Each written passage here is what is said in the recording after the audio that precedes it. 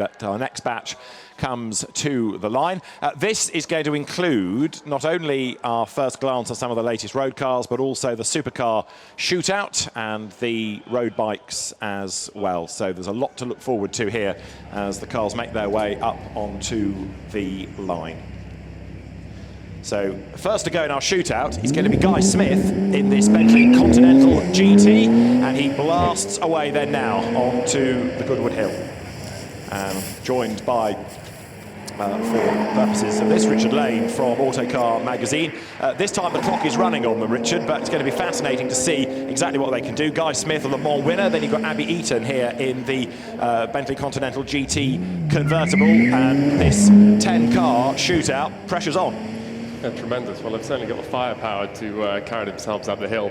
These Bentleys running 6-litre twin-turbocharged W12s with over 600 horsepower. So a four-wheel drive as well, so we'll see what happens when we get to Morecambe. Absolutely right. So you've got proper drivers in these cars. Abby Eaton, who has been a test driver on the Grand Tour programme for a number of seasons. Guy Smith, Le Mans winner. Then we go to Scott Maxwell, I think I'm right in saying, in the Ford Mark II track edition, as it's badged. And he accelerates away now with the Ford turning now up through turn one. Clock is running on this. It is a timed run, and Guy Smith has done a 58.54 to be the quickest thus far. Tell us about the Ford.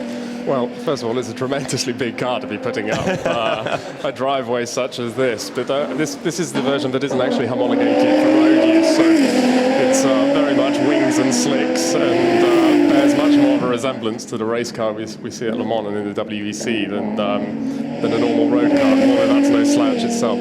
No, indeed. So Scott Maxwell, who's a pretty handy GT racer, seen in British GT and Ford Mustangs, heading up to the line. He's got to try to beat here a 58.5. Should be able to do it looking at this as he comes across the line. He does a 52.04, so that puts him to the top of the times then. So Scott Maxwell goes quickest. Now this, the Cayman, Ross Wiley at the wheel. This is the GT4 Club Sport, isn't it? I think this is just the standard GT4, actually. Oh, is it? So it's running a naturally aspirated version of the 3-litre turbo engine we find in the 911. These GT4s are such good drivers' cars. The previous generation just gave you everything you wanted in the way you wanted it. Rear-wheel drive, superb balance, manual gearbox. And I think the press are yet to drive this, but we're salivating. Not surprised. As the owner of a humble 718 Cayman S, I can vouch say for the fact they are great bits of kit. Ross Wiley up to the line, 52.04 to beat. He's not going to do that, but it's great to see the 718 Cayman with that distinctive rear wing on the hill. So after Ross Wiley, we should have Jack Goff in the Rolls-Royce Silver Wraith. We've also got more from Bentley with the Flying Spur of Andrew Unsworth. So shuffling through the order here. Yeah, so this is the new Flying Spur.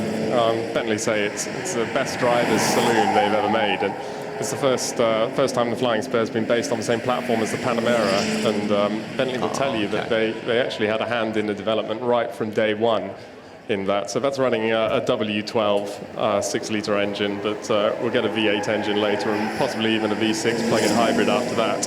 But yeah, 207 miles an hour, 4 up.